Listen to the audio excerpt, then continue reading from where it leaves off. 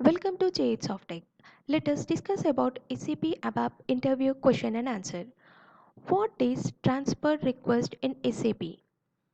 Transfer request TRS or a container or collection types of change that can be done in the development system.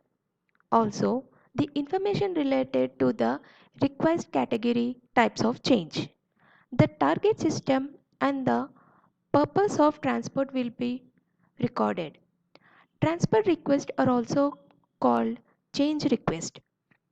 Every transport request will have multiple one or more change jobs.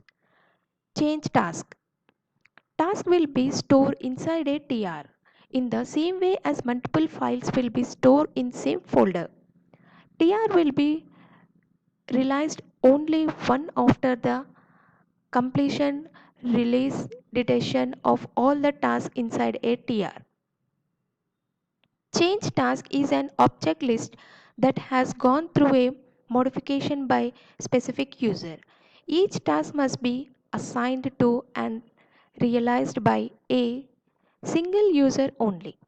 Anyway, multiple user will be assigned with each transport request. Tasks cannot be transferable by themselves. It can be done only as a part of TR. Thank you for watching.